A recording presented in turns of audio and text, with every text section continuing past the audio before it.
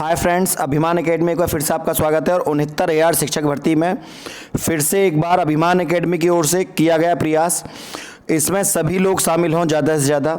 सबसे पहले हम बात करते हैं दिव्यांगों की सीट को लेकर जो आरक्षण है।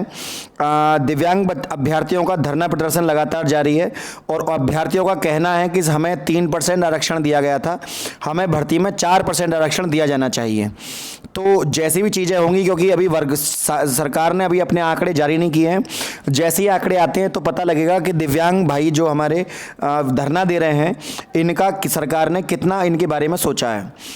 उधर जब हमने विज्ञापन सौंपा था माननीय मुख्यमंत्री जी को और माननीय बेसिक शिक्षा मंत्री जी से भी मुलाकात हुई थी उस दिन, तो जब उन्होंने हमें आश्वासन दिया था कि हम 1133 सीटें जो एसटी की हैं उन्हें हम जोड़ देंगे, लेकिन धरातल पर कितना सत्य होता है ये बात, ये तब पता लगेगी जब ये सीटें वाकई में जोड़ कर आएंगी। तो हमें जो हमें आश्वासन दिया गया था उस आश्वासन के साथ हम घर लौटे थे, लेकिन धरातल पर कितना उतरेगा ये तभी पता लगेगा, क्योंकि कथनी और करनी में कई बार अंतर हो जाता है। लेकिन हमें पूर्ण रूप से विश्वास है कि ऐसा ही होगा, और अगर यदि ऐसा नहीं हुआ तो सीधी सी बात है, न्यायालय के दरवाजे सभी के लिए समान रूप से खुले हुए हैं।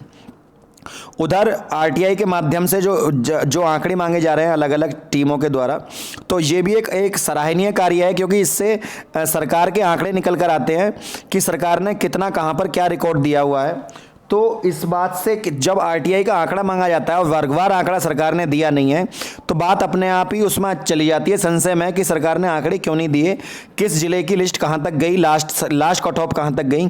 ये तो एक अनुमान हमारे द्वारा जब हमने लाइव किया था, उस दिन जिस दिन रिजल्ट आया था हमने लाइव किया, और लाइव के माध्यम से ये पता लगा कि अंतिम उस बच्चे का सिलेक्शन हुआ, उसका जनरल में 67.1 था, ओबीसी में 66.7 है, या आपका एससी में 61.7 है। तो ये हमारे आंकड़े छात्रों के द्वारा जुटाए गए थे, सरकार के द्वारा कट ऑफ के आंकड़े भी नहीं दिए गए। ये आंकड़े दे दिए जाते तो अपने आप पता लग जाता कितनी सीटें कहां पे खाली हैं। उधर जो बच्चे थर्ड काउंसलिंग के बारे में पूछ रहे हैं, सर तीसरी काउंसलिंग होगी नहीं होगी, तो मेरे भाई तीसरी काउंसलिंग 100% होगी, आप निश्चिंत रहिएगा।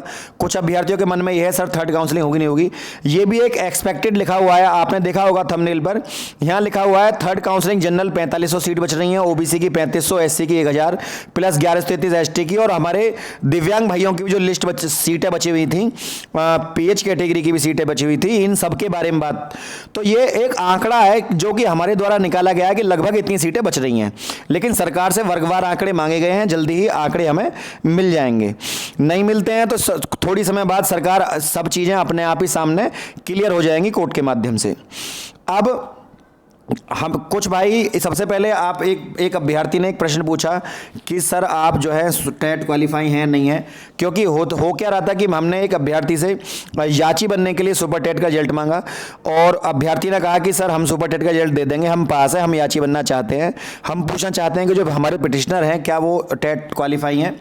तो हमने जो है अपना रिजल्ट हम यहाँ देख सकते हैं, अंशुल कुमार मिश्रा 107 नंबर है और जन्मतिथि और जनरल कैटेगरी से हम कुछ चीज़ें हमने यहाँ पर छुपाई हुई हैं, क्योंकि मैं खुद इसका पिटिशनर हूँ और मैं नहीं चाहता किसी भी तरह का जब तक हमारी डायरी नंबर ना मिल जाए, हमारा काम ना हो जाए, किसी भी तरह का किसी भी असामाजिक तत्व के द्वारा कोई भी चीज़ें इसमें लाई जाएँ।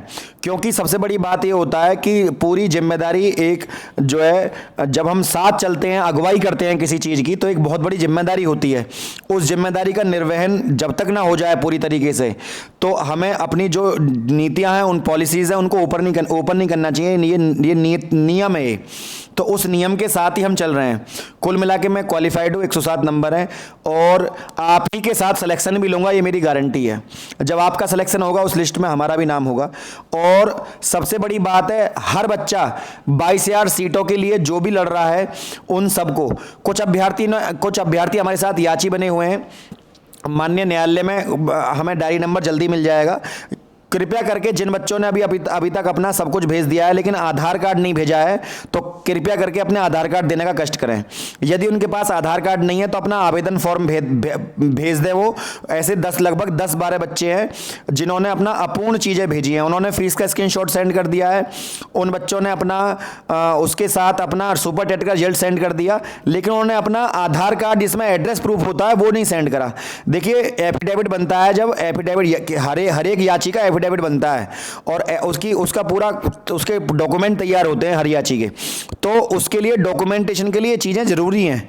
हम ये नहीं कह रहे कि कल को आपको हमारे द्वारा याची लाभ मिलेगा, लेकिन बाई चांस ऐसा हो गया तो ये चीज़ें ज़रूरी है कि सरकार के पास ये आंकड़े पूरे पहुँचें और हम भी उस व्यक्ति को ही उसको ही, तो ऐसे 10-12 लड़के बच्चे हैं और कुछ 1-2 लड़कियां भी हैं, ये सभी अपने हमें जो है दोबारा से एक बार चेक कर लें कि आपने कुछ, क्योंकि सभी चेक करने में ऐसे नाम सबका लेना नहीं चाहता, कौन कौन रह गए कौन कौन नहीं। ये सभी बच्चे जो है अपने हमें आंकड़े पूरे दे दें, केवल फीस भेजने मात्र से आपका काम नहीं है, आप अपने हमें पूरे डॉक्यूमेंट भी दें और ताकि हम इसमें क्लियर हो सके। और आपका नाम पहले से उल्लेखित है, लेकिन फिर भी जिसका जो डॉक्यूमेंट रह गया हो कृपया करके वो सेंड कर दें। उधर कुछ बच्चों को अभी शंका है कि कुछ काम हो भी रहा है नहीं हो रहा है, तो कोर्ट खोलने दीजिए, जल्दी आपको डायरी नंबर मिल जाएगा और 1 तारीख में सुनवाई भी आपको शायद देखने के लिए मिल जाएगी जल्दी ही। जैसे ही सुनवाई होगी सब चीज़ें सार्वजनिक तौर पर आपके सामने आ जाएंगी, कौन वकील कौन क्या चीज़ें, सब चीज़ें क्लियर हो जाएंगी। आप चिंता ना करें, बिल्कुल भी निश्चिंत रहें पूरी तरीके से। और सबसे बड़ी बात यह है, अपनी बात को कोर्ट में रखेंगे। भोला प्रसाद शुक्ला वाला भी केस है, उसमें माननीय न्यायालय ने कहा था कि ये सीटें आपको भरनी है।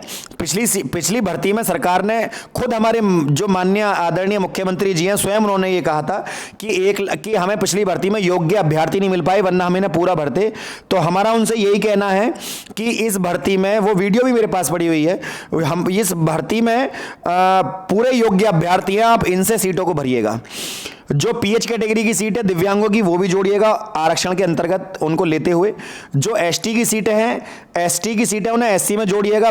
कम से कम यदि हमसे न्यायालय में ये कहा जाता है कि डबल बेंच में अभी मामला विचाराधीन है, तो कम से कम इस बात के पत्ते तो खुलेंगे कि सरकार के मन में क्या है, सरकार क्या चाहती है। सरकार चाहती है कि हम डबल बेंच में जाएं, हमें डबल बेंच में जाने में भी कोई देर नहीं लगती, ठीक है ना। तो जब जो आदमी सुप्रीम कोर्ट जा सकता है, डबल बेंच भी जा सकता है, सिंगल बेंच भी जा सकता है, कहीं भी जा सकता है, प्रॉब्लम ये नहीं है। प्रॉब्लम बात नौकरी की है। नौकरी सरकार की मनसा क्या है, ये चीज़ें कोर्ट के माध्यम से पता लगेंगी। जैसे ही पता लगेंगी आपको अवगत करा दिया जाएगा। और कुछ अभ्यर्थियों ने थोड़ा क्या काम किया है कि सर कुछ मजबूरियां बताते हुए कुछ फीस कम सेंड कर दिया, इजाज़त सेंड, भैया ऐसे काम ना करें आप, अब बिना बताए ऐसे फीस सेंड ना करें। ये फीस हमारे ना किसी काम की ना आपके। मान लो किसी एक बच्चे ने 2 रुपये सेंड कर दिए कि सर 2 रुपये जो है ये, अब वो क्या सोचकर सेंड करें ये मुझे पता नहीं। कृपया करके आप अपने, क्योंकि 3 दिन तक पैसा रिफंड हो जाता है कि इलेक्ट्रॉनिक माध्यम से आप अपना पैसा 2 रुपये रिफंड कर सकते हैं। हमें किसी का 1 रुपया भी नहीं चाहिए ऐसा, जो किसी माध्यम का कारण ना बन सके, कोई भी ऐसी वजह। तो आप ऐसे खेल ना करें कृपया करके। एक काम होता है, उसको काम को काम के तरीके से करने दीजिए। और सबसे बड़ी बात है, ये सब चीजें बहुत छोटी हैं। कोर्ट के माध्यम से जिस दिन सीटें जुड़ेंगी उस दिन मैं आपको बताऊंगा नौकरी कहते किसे हैं।